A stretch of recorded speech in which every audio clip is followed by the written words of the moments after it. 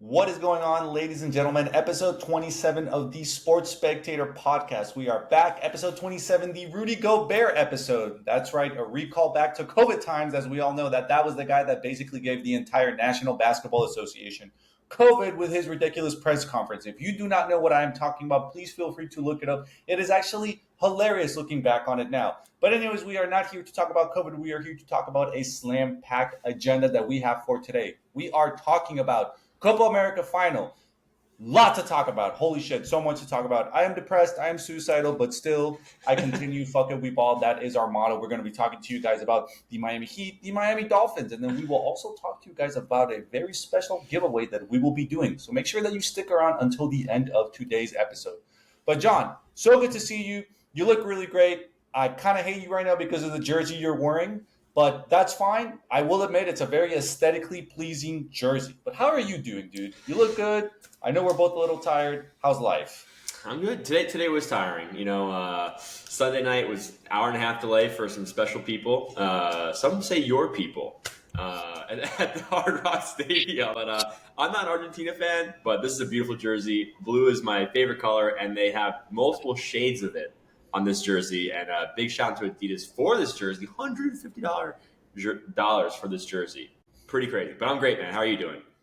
Dude, I'm doing good. Aside from the fact that, like I said, I am a little bit depressed. We got to definitely break down the incredible final that we saw yesterday. But before we get into that, I actually want to talk about the venue that so graciously hosted not just us, but basically the entirety, or at least what felt like the entirety of Miami, at least the people that didn't physically go to yesterday's game. So first and foremost, we want to thank Adidas Futbol Society for hosting a sensational event. Okay? It was amazing. We were there. We chatted up. We met a bunch of amazing people, a bunch of amazing fans, a bunch of amazing creators. So really, really want to give a huge thanks. Adidas Futbol Society, they are a name to watch. In 2 years, when the World Cup comes around, I'm sure for many other soccer events soon come. I would imagine MLS, Inter Miami, make sure that you keep an eye out for them. They absolutely kill it when it comes to the watch party game. And we know about hosting sensational watch party games. So make sure that you check them out. But speaking of incredible creators, John, right now I'm wearing this really sick fucking shirt, bro. So we actually had an opportunity to meet with another incredible creator at the watch party, Alexander Blaine, who is the creator of a brand that is called Bueno, that has a really funny Instagram handle that he just titled it at It Means Good. Super funny. I appreciate it. I appreciate the humor. Bueno, it means good. I absolutely love it. But we had the chance to speak with him a little while ago. He gave us our thoughts on the game yesterday. And again, I got the opportunity to scoop up one of his shirts, and I'm posting it right now. So definitely want to give a big shout out to them as well. The brand, also incredible. That is at It Means Good, all one word. Make sure that you check it out. And also, again, big shout out to Adidas Futbol Society, because not only was it an incredible watch party, but there was no lack of swag. I got this shirt. I got a bunch of other shirts. I got this really sick one. It's a club team in Amsterdam, John. Ajax Amsterdam. Do you have any thoughts on them? Are they good? Are they bad? They're a historic team. Ajax Amsterdam. Luis Suarez came from there. Yeah, it's a good one. It's a good one, and it's a cool, unique colorway too. It is, and maybe that'll give me an excuse to check out Amsterdam. But definitely not complaining. The shirt is absolutely super fucking sick. I might just honestly become a fan because now I own the jersey. But again, big shout out to them. Big shout out to It Means Good, Alexander Blaine, and all the other people that we got the opportunity to meet yesterday. It was incredible. Now that we got all of those formalities out of the way, John, we have to break down this fucking game, okay? And again, everyone, please bear in mind that I am a little retarded when it comes to soccer. So if I misspeak, that's okay. You can come and hate me. We got a lot of hate in our DMs and our comments. We got a lot of hate in our DMs right now. And that's fine. I live for that. I live for the chaos. I live for your guys' hate. So please, the more scathing mad that I can make you with my takes, the more joy that brings me. So please keep it coming.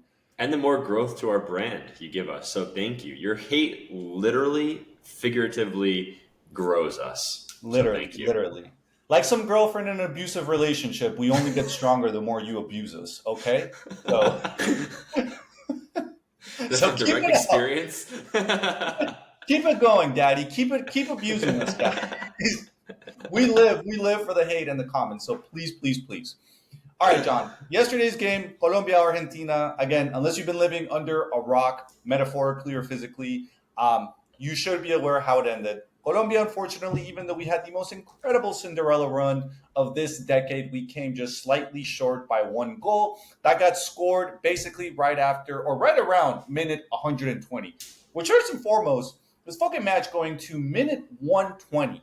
That's ridiculous, man. These guys have been traveling all over the U.S., all right, having to play sensational South American teams, and then for them to like have to come and play against these teams, all right, or sorry, play against Argentina, and obviously Argentina play against Colombia for 120 minutes. That's fucking crazy. In Miami in the middle of July. In Miami in the middle of freaking July, bro. That was crazy. I'm and a lot of people shit talked. They were like, "Oh, Colombia's gonna get balled up like 7-0, 5-0, 4-0." And you know what? And that's we proved them wrong. We proved that we could hang with Argentina. Argentina again. They're back-to-back Copa America champions. They're World Cup champions, and we hung in there. And you know what? I'm fucking proud of that team. All right, I don't care what anyone says. Everyone who's hating on me, like, okay, guys, like, yeah, you're right. I lost a couple personal bets that I made with a lot of people because I had a little bit of guado during the day, and I made a couple personal bets that my body unfortunately had to cash the next day. But that's fine. I'm still proud of this team, and I'm still proud to be fucking Colombian, dude. Because hey, at the end of the day, at least my country's not suffering from inflation. All right, at least my currency holds a little bit of weight in the world. So suck on that, Argentina. But you know what? Congrats to a great game. Those guys are all great players. Again, we respect Messi on this podcast. So it is what it is. John, what are your thoughts, baby? It was a great game. Honestly, it wasn't a great game. And honestly, I don't know who had it harder, the Colombian players and the Argentinian players, or us waiting an hour and a half for the game to start with beers and food for free from Adidas. I don't know who had it harder. I think we might have had it harder. My legs were tired. My back was tired. I'm 31 years old. I'm an old man. I can't be standing around like that on a Sunday night. So, all the credit to the Colombian and Argentinian players, but really, I think we deserve the credit here for sticking in there as fans. It's not an easy job. Yeah, it was a good game. Honestly, these 0-0 games kind of suck. Like, we want goals. So it was a good battle, though. That's at the end of the day, like, Argentina was the better team. They came out on top. But here's a little conspiracy theory for you. The Colombian manager is, drumroll, Argentinian. And he played for Argentina. And so, I think the conspiracy theory... It was an inside job. It was an inside job. Yeah. It always has been. Steel beams, all right? In Argentina, our technical director is Argentinian, okay? Holy shit. You just blew my mind, bro. I didn't even connect those fucking dots. You blew my mind. So the Argentinian manager of Colombia and the Colombian Football Federation president getting arrested after the game. So this was a complete inside job. The conspiracy theory is not a conspiracy theory. It is reality. Holy shit. We're in the Matrix. Oh, bro. The simulation really, really threw in a fucking curveball with that one. But we need to talk about this the president of the Colombian Football Federation, Ramon. I don't know how to pronounce his last name. It literally, I almost pronounced it as Jesus Run, but I think it's Jezuro. I don't know. Anyway, the president got arrested after assaulting a security and or police officer after the game in the stadium. I think they were going through like a media press conference and they were trying to leave, but the police were saying, "Hey, it's crowded. Please wait." Supposedly the son, who is 40-something years old, was pushed back by the security guard, which then triggered him to punch, grab by the throat, and throw on the ground the officer. And I think then the president of the Colombian Football Federation also jumped in and just, committed casual battery. So not only did the Colombian team lose, the president got thrown into Miami-Dade County Jail after the game. That's my fucking president for you. Honestly, yeah, that's kind of a flex. After you take away all the bad side of it, it is kind of cool. We support police. Blue Lives Matter. Besides that, though, as far as the stadium chaos goes, I think everyone knows the problems that happen with getting in, but I want to talk more about getting home because we've been to like games at Hard Rock and like leaving is an absolute nightmare. Can you imagine how much of a nightmare it was to leave that game last night on a Sunday evening? The game ended at what, like 12:15? Can you imagine trying to get home? Dude, I'm feeling more for all the Colombia fans that were in there and were probably just getting brutally harassed by all of the Argentina fans that For obviously real, were throwing man. it in the face. Because I mean, even on the walk back to your place yesterday, we were getting just fucking snickered at and just profanities thrown everywhere by all of the Argentinian fans that were either also walking back home or they were driving. So man, I feel for my fellow Colombians, bro. That was basically our trail of tears that I think they probably had to go through. I For real. formally apologize to any of our Native American listeners if you heard that joke. But, anyways, yeah, dude, that was probably brutal. We were hearing Brutal. stories, people on site that were not getting home until 3 a.m., 4 a.m. I even heard of some people that weren't even getting home until 5 a.m. I can Wow. only imagine, and I'm someone that values my sleep. So if I have to not only put up, if I would have had to put up with paying between $1,500 to $2,500 for my seat, having had to witness my team lose in a Copa America final, and then on top of that, I don't even get to get home to be in my comfy bed until 3 and 5 a.m. Like, brother, I can kind of understand why you want to take your anger out on a security guard because God willing, if somebody would have tested me, I also would have been behind bars that night. I Dude, can. that would have been an even worse night. Like, if you get into this fight and then you get arrested, I would have cried. I probably would have been in the jail cell crying. If you're the president of the Colombian Federation, you're in jail, you lost. It's 4 in the morning, dude. Oh my god, brutal, brutal, brutal. Also, can you imagine once and if like any Argentinians in that jail found out who they were in the cell with? Like, they must have been talking so much shit. So much. Bro, at that point, I would have been like, I would have just preferred to gotten shanked at that point. I would have Dude, been for like, real. can you just take me out of this? I would much Yeah. rather prefer to just get unalived right then and there than have to stand there and physically have to listen to Argentinians brag how they basically beat our team in the last second of the match and then now have back to back Copa America trophies on top of a world championship. I would have been like, just can you just kill me instead? Like, is that an option? I don't want to bear witness to this. But dude, what a G! You know what? That guy has my respect, and I don't know how elections or how you become a president to the national soccer team, but re-elect my bro, re-elect him. Amen. He deserves that chair for life. How did it feel? How did you feel? What emotions were going through you when you saw Messi crying on the sideline? It was a range of emotions because as an avid watcher of sports, I love the game, regardless of whatever that game may be, and I respect greatness. And aside from him obviously playing for Argentina, like he is a sensational athlete. And Yeah. if had we won, I would have wanted him with him playing at his full strength. So because of that, I was a little bit bummed. Like I feel like anytime your best player goes out and you win, there's almost like an asterisk next to that. So it was a little bit kind of like But now there's an asterisk that you guys lost and he wasn't even playing. yeah. Now that just started to fucking backfire on us. That like not only did like there's an asterisk on us because we lost, but we lost to a Messi-less Argentina team. So now I'm like, bro, what the fuck? But yeah. But to answer your original question, when he initially went out, I'm just like, oh, bro, this is in the bag. Like that's it. Like So we did got I, it. yeah.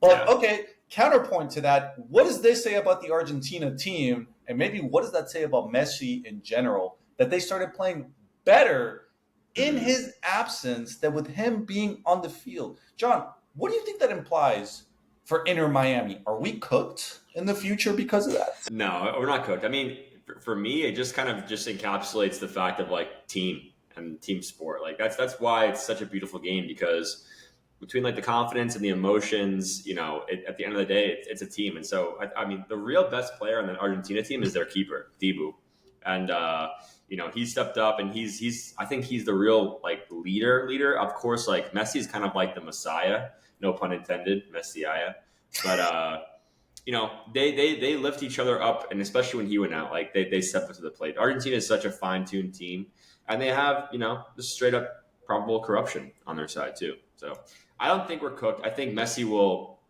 really like. first of all, in the Copa America, like they play a game every several days in the summer in America, like, and the travel, it's brutal. So like for someone like Messi at his age, like that was a really tough tournament to go through. So I think he'll be fine. I think Inter Miami's fine. Inter Miami's going to win every trophy this season. We're going back to the Messi treble or the Messi quadruple or whatever. We'll be good. We'll be good. I'm back to being a Messi fan now that the Copa America is over. Obviously, I'm all rooting for Inter Miami, but yeah, it was a mixed bag of emotions when Key went out.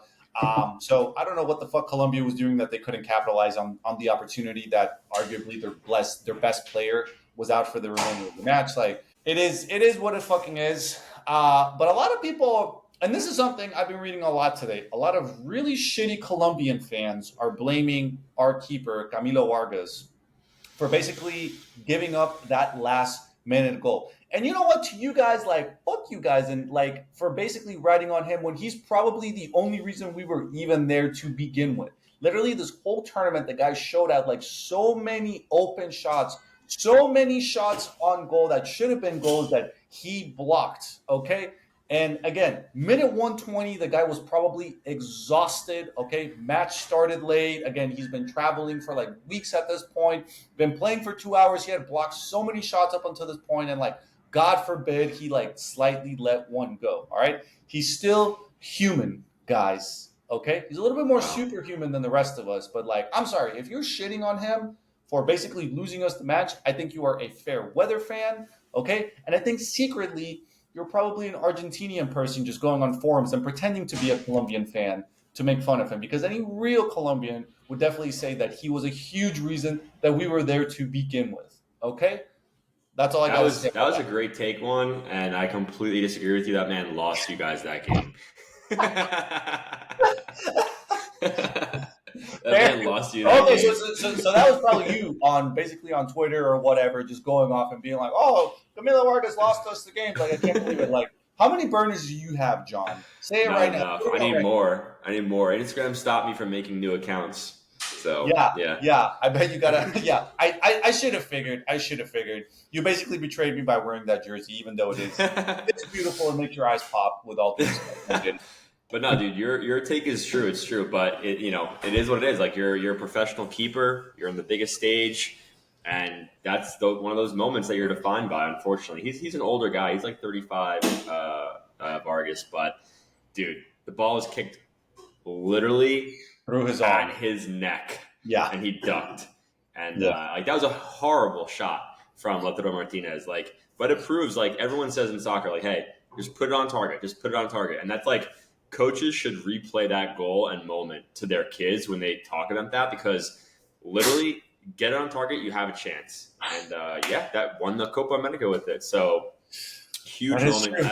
I feel bad for him because I can imagine he's gotten multiple unalived threats. Less Honestly, like easily, it was easily. brutal, Yeah, like brutal. he for sure needed like an armored caravan to basically go back to his hotel or wherever he lives in Colombia, because it's going to be tough for him. But I'm still a big Camilo Vargas supporter, so he's got my love. I am, however, only one person, so I'm sure a lot of people are upset. But I'm here to say, if you're hating on the guy, you simply are not a ball knower. Okay, you have no concept of ball. So, and I do not apologize for that. You including John. I'm sorry. All right, Dale. All right, so moving on to another topic, still talking about Copa America a little bit. John, we definitely got to address something, but how are we feeling about basically all of these rowdy ass Colombian, rowdy ass Argentinians potentially just destroying our beautiful, beautiful home of our beloved sea mammals, the Miami Dolphins, destroying their home? The stadium is beat to shit. What do we I think? I'm kind of scared to answer this because we are on the public domain of the internet, and I don't want to get canceled. So how can I choose my words wisely? Um, I Very got it. carefully. I Very carefully. got. Dude, okay, I got the answer. It's it's the fault of the organizers. It's you have to point the finger at the organizers because it is what it is. The people for me personally and other people that know the game, even you, like you knew that this was going to be a problem with like people trying to get in, causing chaos. Like it's just Colombia, Argentina, Copa America final in Miami. Like it's just, yeah, it's going to be crazy. And I just, the stadium didn't get the respect it needed for the security. And I don't know the answers for it. I'm not going to try and sit here and pretend like, oh, they need to have the perimeter and this, blah, blah, blah, blah. I don't know. And honestly, I don't care. It's not my problems. But at the end of the day, CONMEBOL, CONCACAF, the Hard Rock, Miami-Dade Police, like, this is really on them to better organize it. And one thing I do know, like they made an announcement that you can't be in the stadium or around the stadium rather without a ticket. But people were saying that they were getting into the parking lot without any issue. So like, I blame the organizers, and that's how I avoid getting canceled.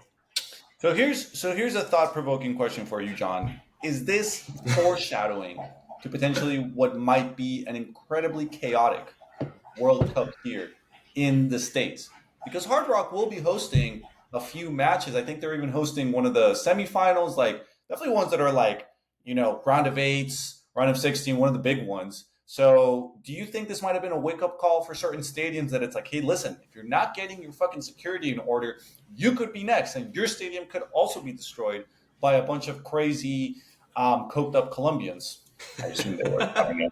All right, so you're deciding to get canceled. Cool. So, I think yes, but at the same time, no. I think it's thank God no one got like seriously injured or killed during all this. There's some arrests. It's tough on the security guards and the police officers. I feel like that there are probably some pretty traumatized people in that, but luckily it was, I think, a wake-up call. So I think the World Cup will be better prepared for it. But yeah, definitely a very, very, very big wake-up call. And one of the other things that was so concerning about this is like it was a day or two after the Trump incident. Yeah. So like these people bum rushing, like, any one of those people could have been like just a straight up, TERROR, right? Like, how do you think about that? Did you get that spelling? No, I actually had to think about it, and I still didn't get it. Any of them could have been like a terrorist. Oh, okay. Okay. And so it's like it's kind of insane that you have that kind of lapse in security with, the country's on edge with what happened. So like, I don't know, that was disturbing, but I think and I hope it was a big wake up call for everyone involved to get ready for the World Cup more seriously, because it was crazy. I mean, the Hard Rock is a great venue. I have lots of respect for all they host some of the biggest events in the world, and yeah, it was crazy to see. And it delayed the game an hour and a half, which I feel like is pretty unheard of. Like, that was wild. No, I mean, yeah, I feel like outside of the game, that was probably the biggest story, was just the sheer oversight by security. I mean, you said it perfectly, the organizers. Again, it's really something they should have expected. Two historic Latin American clubs going against each other, basically to win it all for, I would say after the World Cup, I would personally argue that the next biggest trophies that you can win are Champions League or Copa America or Euro Cup. Like, yes. Basically, those are the ones you want to win aside from just the World Cup. So yes. Knowing that and not preparing accordingly is just completely unacceptable. Okay, this is where Uno plays. This is where the NFL passing yards leader, plays half of his games. So for you guys to come in and disrespect his home, what is wrong with you? That is all I got to say. And shame on the organizers, and shame on the security, and shame for, you know what? I'm going to throw our owner under the bus as well. Shame on him. Us? Yeah, shame on him for not preparing better. Like, they should have known better. I mean, for God's sake, people were climbing through the ventilation. Like, how did it get this bad? In fact, it even got to the point. We had people that we met at the watch party who had loved ones that were attending the game. And basically they told us that they themselves couldn't sit in the seats that they paid for because random people that infiltrated the stadium sat at those seats. That is ridiculous. Bro, I'm throwing hands. I'm drop kicking someone in the face if they're in my seat. On the spot, I don't care if they got a kid next to them. I don't care if they got their grandma next to them. If they want to look in my eyes and say, I'm not getting up from this seat. It's on site. It's on site. Yeah, I'm going to RKO Stone Cold Stunner someone right there. Snap their neck. Like, straight up WWE style. Like, speaking of the ventilation systems, where do you think those people ended up? Like, do you think they made it to a destination, or do you think they what do you think happened to those people? I think they're still trying to find their way.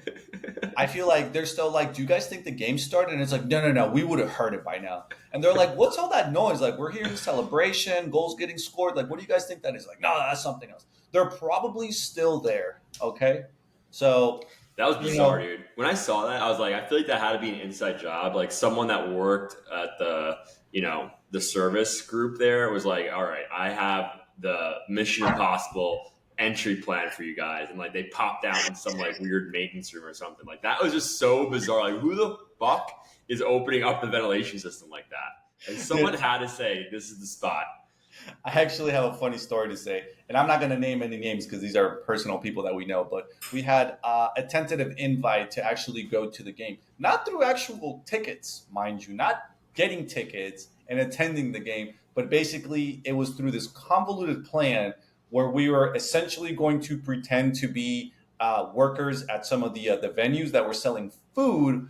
And through that manner, we were going to get into the game somehow. And this was a plan that was That's proposed smart. to us. It's just like, oh, if you guys want to go through the game, this is a way. All I got to say is, and I can say this because I myself am Colombian, we're nothing if not crafty. I will say that Yes. much. We're pretty devious. Um, so I guess shout out to the Colombians. I mean, we're not ranking top in like education or anything like that, but man, I guess when it comes to like these kind of engineering skills, that's really where we excel. Whenever like Colombia needs to play a little bit, that's I guess where we find our way. And I don't know what that means, what that really says about our country, but I condemn it, but I also to a certain degree respect it. Okay, Dude, that's what you need to be successful in this world. you It's do. just You it's just gotta. ingenuity, craftiness. Just all you need to do to be successful is win. What is the definition of win? Not lose. There's You no find a there's way. no rules in winning. It's just win. You Don't find a way. lose. Yep, So and as a heavy consumer of aguardiente myself, I will say that one gives you a lot of courage, a lot of ideas whenever it is consumed in large quantities. So I'm sure that had a big part to play with it. Um, and I'll probably stop right there because I've said a lot of like cancelable phrases on this podcast. So I'm going to cut my losses short while I still can. Okay. brilliant.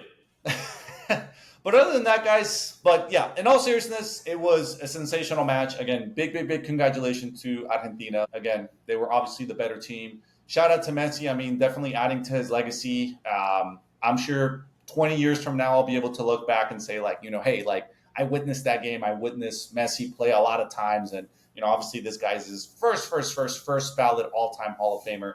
So I'm happy for him in that regard. And I will say I'm still very hopeful for Colombia. I mean, we got a sick lineup. Luis Diaz, the guy's a stud. It's a I stud. am a little bit upset that James obviously is getting up there in age, so this is probably the best performance we were going to get out of him. So I'm happy that, at least he has this performance. He did get like best player of the tournament for this game, so I was happy for him. We Most still got a lot assists of ever in a studs out Copa there. America tournament as well. Yeah, so I'm hopeful for the future. I'm excited for World Cup. I'm kind of happy. I'm excited to see how deep of a run we make against the entire world. So we'll be back, guys. We'll be back. This was not the last you heard about Colombians. I just hope that next time we can refrain from destroying any stadiums. And that is that. All right, and again, big shout out to Adidas Football Society, and again, big shout out to the brand Bueno, aka It Means Good, and big shout out to everyone that we had the opportunity to meet yesterday. All right, John. Moving on to a couple other related topics here in Miami. We got to talk a little bit of Miami Heat. I know there's still not a whole lot happening with the Heat, with our beloved Dolphins, and obviously nothing really going on with the Panthers. But I got to talk. I gotta say a little bit. Khalil Ware, who was our first pick in this past NBA draft. John, are you ready for this? In the past 3 games, summer league, mind you, maybe that doesn't mean that much, but summer league against the Warriors, the Kings, and the Boston Celtics. Our first overall pick from Indiana put up 12, 26, and 17 points respectively Wow. against all of those teams. All right. And this is why we play the game. We don't play the game for in-season tournaments or the NBA Cup, as they're calling it. We don't play for the NBA championship trophy. We play for summer league victories. Okay, that's why we do this. Those count more than anyone else. And if you disagree with that, you are not a ball knower. Okay. But again, in all seriousness, I'm really impressed with this guy. I was a little skeptical. I kind of hit up some folks that lived in Indiana, just kind of said, hey, are we good with this guy? He's good. And most everyone was like, maybe. Like, we'll see if his game translates into. You hit up some people in Indiana? Who'd you hit up in Indiana? I You got go to connections. Craigslist? I got connects everywhere. I got hoes in every area code, John. Like, what do you mean? Respectfully. Come on. Dude, so who is the guy that Khalil Ware steps in for? Like, who is he kind of like able to, who can you tell me that like he would buffer as far as a position? So my theory is that Spoelstra is going to put him as a true 5 because the guy's like, I think he's like pretty much, if he's not already 7 feet tall, I think he's like near 7 feet. So I think he's going to have him play as a true big man center. Move Bam out of Bam. Sorry? So like he'll play with Bam or as Bam, pretty much? No. So I think Bam finally gets moved to the 4 position, okay, which is really the position that I think he excels a whole lot better at. And then finally we can have a fairly good big man posting up at center. I think if he just beefs up a little bit because he is a little bit skinny. And again, I know this is very much a pot calling the kettle black situation because I'm not like a jacked guy myself, but I think if he just puts on a little bit of muscle, like this guy's going to be dangerous. I mean, he can score. He can spread out the fields. We do got to work on his 3-point shooting a little bit. Right now, he's shooting just slightly under 15%, which is no bueno. But again, it's summer league, okay, which is obviously some say this is significantly tougher than the regular NBA season. So I think he's going to get better. I'm excited about this prospect. I'm trying to be excited because, again, we don't have that much to be excited for this upcoming season. But he's looking good, John. I'm feeling hopeful. I might even say Rookie of the Year at this point. You know what? I'm prepared to say Rookie of the Year. You know what? I'm all in. We're so back. Championship. Shout out to Indiana. Yeah. That's real basketball is Indiana, okay? But actually that historically speaking, that literally was where like basketball was invented. So wait, like really? The state of Indiana. Yeah. Okay, what's the genesis story of basketball, and why do I want to say Native Americans? You would be very wrong, John. Apologies once again to our Native American listeners. I can't believe I've had to say that phrase twice in one podcast. But no, if you look up the story of basketball, this is really bad because I feel like I heard this story when I was like in high school, but yeah, it was a guy with a PhD. He basically invented it, and it was in Indiana, and that's that. Okay, and this one guy decided to invent it, and because of that, I become miserable from the months of October until June. So thanks. You're telling me this guy was not Native American? If he was, if he was or not. He was not. I'm comfortable in saying that as a fact that he was not Native American. Have you seen his DNA tests? I have not, but I feel very comfortable in making the claim that he was not Native American. Now, if you happen to prove me wrong, and that is in fact the case, I don't know what I'll do in that situation. I will be very surprised. You will apologize again to our Native American listeners for not giving them the credit they deserve for finding I will have to. I will have to. Yeah, just add it to the list of cancelable stuff I've said on this podcast, and you know what? I'll apologize for that as well. So you might be right, John. You might be right. But in all seriousness, I'm very excited about this kid, No Diddy. I think he's going to be good, man. I'm really excited to see him. We're going to have a pretty probably the lineup that we're looking at. Again, assuming Jimmy stays with us, it's probably going to be Jimmy, Jovic, Hero, Hawkes, Bam, and Khalil Ware. I think that is probably going to be a solid lineup. Yeah. Well, we will see. We will see what we do. In other Heat basketball related news, we got Bam Adebayo, speaking to him recently, who is absolutely killing it with the U.S. national basketball team. I am hearing rumors from connects I have on site, and by that I mean that I'm making this up entirely.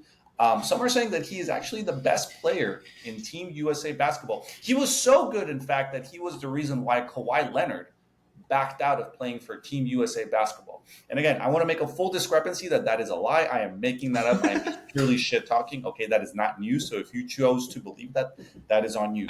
I'm clearly making this up because I'm just happy to see that Bam Adebayo, aka the People's Center, is doing so well with Team USA. He's killing it. and I'm happy to see it. You know what? And Colombia let me down, but I know USA's got my back, and they will represent in the Olympics. Unless somehow Colombia plays against them, in which case I will be conflicted, and most likely both teams will find a way to lose in that situation somehow, just so that I can be doubly disappointed in that scenario, which is okay. Are they in the? Does Colombia have a team in the Olympics for basketball? We actually do. I actually met someone at an airport in Colombia that played professional Wow. basketball in Colombia, and I think he played for the national team. But they do, in fact, have one. It's just not very good. I'll say Dude, that that'd be much. a cool jersey to get too, like a Columbia basketball jersey. That'd be pretty clean. That would be pretty clean. You know what else I would be don't think a cool? basketball stadium could house like a bunch of Colombians because like we'd find a way to break that stadium too, and that would just not be a very good look. All right, I got a great idea for our first merch drop. The state of Indiana Native American Reserve basketball team. That is very much a fringe case, John. And again, for the third time on today's episode, I want to apologize to the Native American listeners that we have because holy shit, this is bad. This is bad. Credit here. Several prominent Native American nations lived in the Indiana region around the 19th century. The largest were the Miami. There is an Indian Oh, demographic called Miami. That is officially the fun fact of the day. The Miami are a Native American nation originally speaking one of the Algonquian languages. Among the peoples known as the Great Lakes tribes, they occupy territories now identified as central Indiana, southwest Michigan, and western Ohio. Big, big, big, massive, humongous, gigantic shout out to the Miami tribe of the of Midwest. Indiana, forever in our hearts. Wow. That was and you know what? And people say that this is not an educational podcast. Those people would be right, but I think for this episode in particular, you would be very wrong because I bet you that was not a fact that you thought you were going to learn today. So congrats, guys! If you're ever on like Who Wants to Be a Millionaire, and that happens to be like the $1 million question, you can cut the check out to the Sports Spectator LLC. We will happily take our cut for that. So you're welcome, guys. Yes. Okay, so in conclusion, Kalel Ware. I got to practice saying his name a little bit so I can say it with all due respect. Definitely a name to watch this upcoming season. He's absolutely balling out in the summer leagues, and I'm just happy that he balled out against the defending champion Boston Celtics. Because again, we do not play for NBA trophies, summer league. That is really the true testament of a team's quality. Okay, and if you disagree, feel free to come on the podcast and tell me otherwise. All right. Last thing I want to mention about the Heat, in case you didn't know these news, Terry Rozier, Scary Terry, officially back in full health. So we should expect him to be playing all minutes, all 82 games, at least for the most part. Next season, I'm excited. I felt like that when we got him last season, he got injured a lot. Health was always a question, but every time that he was on the floor, he definitely was a reliable shooter, a scorer, found a way to kind of score from wherever. So I'm excited to see him back, and I'm happy to see the news. All right. I think that about covers it for the Miami Heat. Now we got to talk about a little bit of Miami Dolphins. Still not a whole lot of news. I mean, at this point, we are in July. But speaking of football, happy College Football 25 day for all that celebrate today. I'm sure a lot of our listeners are very eagerly playing that game. Okay, so obviously we're going to be talking Miami Dolphins here, but I figured since we're talking about football a little bit, a good plug into anyone who's currently celebrating that. Okay, going back on topic, Miami Dolphins football. John, quick question: one-on-one battle. Do you think that you could whoop Jalen Phillips' ass if Dude. you had to fight him one-on-one? No, he kicked the shit out of me. I don't think I could beat up anyone on the Miami Dolphins. Anyone. I don't think I could even beat up like the punter or the kicker. He'd probably just kick my ass. You would probably be right. And as me as well, I'm not here trying to front and say that I could do any better. Now, the reason I wanted to point that out is because in a recent post on Twitter, Jalen Phillips seems to be officially back in full health. All right. Wow. This guy like obliterated his Achilles in the Thanksgiving game against the Jets last season. Okay. And obviously our defense basically tanked once he went down. But the guy is looking absolutely stacked. He looks more ripped. He looks bigger than ever. He will probably get substance tested in the league because that is how jacked this freaking guy looks. I'm super hyped to have him back. He looks great. I mean, he basically looks like MVP quality. And again, to see him this upcoming season with Anthony Weaver, again, our newest defensive coordinator, I think they are going to do some serious damage in the league. Okay, September cannot get here soon enough. I'm super hyped to see him, man. It's going to be crazy. But yeah, Here's a question for you, on who are we going to play in the Super Bowl? We're going to play in the Super Bowl. The Detroit Lions. Ooh, I like that because that's like a great like coin flip of a game. We're not going up against unfortunately, we are actually going up against a more experienced team because they made a huge run in the playoffs last season. They did. They have more playoff wins than we do in the past 24 years. So they are technically more experienced in the playoffs than we are. Damn, dude. Imagine making it to the Super Bowl and losing. Shit. Is that? Yeah, it's almost like making it to Copa America and losing, right? Like, God damn it. Yeah, I got you there, bro. But yeah, man, that would definitely be my pick. I really like the Lions. Dan Campbell, again, he formerly coached the Dolphins. I feel like I've said that a couple times on this podcast. So I'm always kind of indirectly rooting for them. So that would definitely be a Super Bowl that would make me very happy in that regard. Dude, I think everyone and every football fan would love that Super Bowl. Like that would be such a cool. Where is the Super Bowl this year? Super Bowl 2020. Where is the Super Bowl?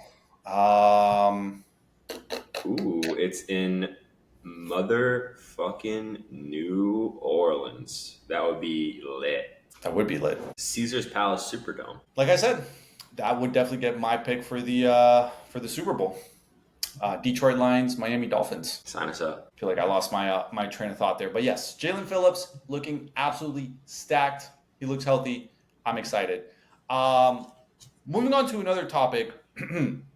Tua, also on the topic of really jacked dudes. Hashtag Pause. no Diddy. Also looking incredibly jacked. Hair is a little bit longer than usual. Okay. The NFL actually, I have the link right here. We'll probably post it when we make a clip of this. But they recently posted a picture of him saying the passing yard leader is officially back for year 5. The guy looks swole as fuck. Like he looks scary out there. All right, and defenses should be weary because he's going to be lighting it the fuck up this season. All right, that's all I got to say about that. All right, I'm going to make a statement here. I think Tua might be back to being a dual threat this season. What do you think about that? Because he can run now? I think so. I think they're going to run him now. Because he had literally I think 40 rushing yards last season for obvious reasons. But I think this season he's gonna open it up again. I think.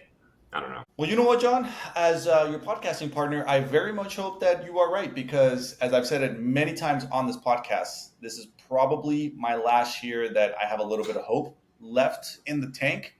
Again, 5th year is my final year with him, and I'm excited. Again, he looks good. He's performing good, but I've gone through 4 years of buying into the preseason hype, and it's kind of let me down. So I'm trying not to get a little bit skeptical, but again, as soon as I start seeing pictures, I start seeing like the preseason stuff, the organized team activities and all of that, I start buying a little bit too much into the hype. And that's where things start letting me down. So I don't know, bro. I got to just see how the season goes. That's all. But anyways, we will obviously be talking more Miami Dolphins as we progress through the season. Okay. Well, John, I think that does it for all of our topics. The main thing that I wanted to make sure that we reminded folks is that we do have an active giveaway right now. We will be giving away some Messi jerseys. So for all of our Argentina fans that, stuck around until the end of this episode, check out our Instagram. We are giving some jerseys away. All right.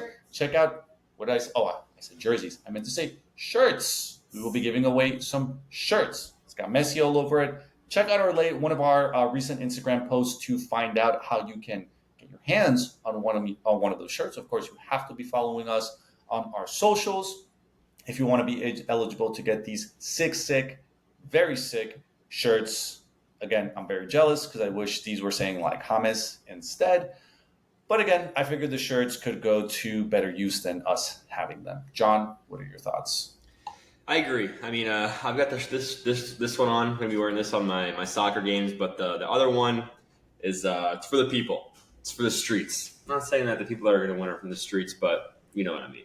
So yeah, on our Instagram, comment something clever, tag a friend. Make sure you're following us at the Sport Spectator, singular, not plural. And we're going to be giving them away later this week. And so we got a couple to give away, and can't wait to get them to you. Dude, excited. All right. I think that about wraps us up for the Rudy Gobert episode 27. John, always a pleasure to do these with you. I hate your jersey, but I love you, dude. So thank you for being you. Okay. Another great Thank you. episode, guys. Thank you so much for listening. And yeah, definitely be sure that you enter the giveaway. And big shout out to the Miami tribe, Native Americans. Yes. Again, big apologies to Native Americans as a whole on this episode. Again, as you probably have heard, I am not very bright. So please do not take anything that I say serious whatsoever. Thank you for listening. Bye, guys.